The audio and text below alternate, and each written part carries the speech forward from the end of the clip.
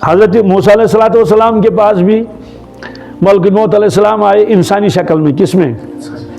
تو انہوں نے کہا تشریف لے جائیے، چلیے۔ حضرت نے فرمایا کہاں؟ یہ بخاری شریف کی روایت ہے، کہاں جانا ہے؟ انہوں نے کہا کہ بس چلنا ہے۔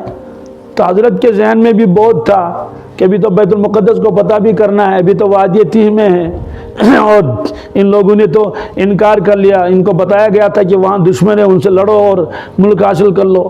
تو حضرت نے کہا بھائی ابھی تو نہیں جائیں گے ہم، کیا وہ جو تھپڑ لکھ رہا ہے نا اس کی تشریح یہ لکھی ہے، حضرت نے جان بوجھ کر تھپڑ نہیں مارا، بلکہ حضرت نے فرمایا ابھی تو نہیں۔ کیا؟ جیسے آدمی بات کرتے وقت کبھی ہاتھ ہلاتا ہے نا تو اتفاقاً کبھی کسی چیز کے ساتھ کیا ہو جاتا ہے؟ ٹکرا بھی جاتا ہے۔ مولوی لوگ کبھی کبھی ہاتھ یوں کر دیں تو مائک کے ساتھ ہاتھ ٹکرا جاتا ہے۔ چائے پیتے پیتے کوئی آدمی بات کر یوں کر لیا تو چائے کے گلاس کو کیا ہو گیا؟ دھکا لگ گیا، چونکہ وہ سامنے بیٹھی نظاری شکل میں۔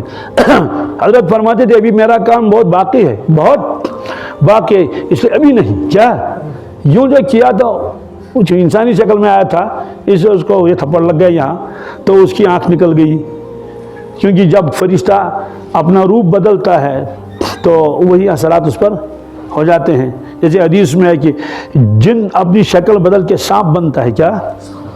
اور اگر آپ سانپ کو مارو گے تو پھر اس پر آپ کو کوئی دیت وغیرہ دینی نہیں ہے، کیوں؟ اس نے اپنا روپ بدلنا۔ یہ حدیث میں جو روپ بدلے اور پھر مارا جائے تو اس کا خون حدر ہے۔ بہرحال یہ الگ روایت ہے، اس میں بہت سارے واقعات بھی ہیں شاہ اللہ صاحب وغیرہ کے۔ تو وہ واپس گئے، کہنے یا اللہ آپ کس کے پاس مجھے بھیج رہے ہیں؟ وہ تو دنیا سے جانا ہی نہیں چاہتا ہے، انہیں مرنا ہی نہیں چاہتا ہے۔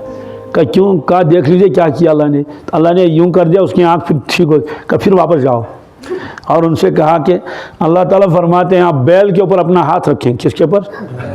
تو جتنے بال آپ کے ہاتھ کے نیچے آئیں گے، یہ تو ہزاروں ہوں گے نا، اتنے سال آپ کو دے دیں گے دنیا میں رہنے۔ انہوں نے کہا ٹھیک ہے۔ کہا پھر اس کے بعد کیا ہے؟ کہا اس کے بعد پھر مرنا ہے۔ اس کے بعد پھر آپ موسیٰ علیہ السلام سمجھ گئے کہ اللہ تعالیٰ کو منظور نہیں ہے میرا یہاں دنیا میں رہنا، اور بیت المقدس بعد میں فتح ہو جائے گا، کیا ہوگا امت کا، اس لیے جب اللہ یہی چاہتے ہیں تو مجھے جانا ہی چاہیے۔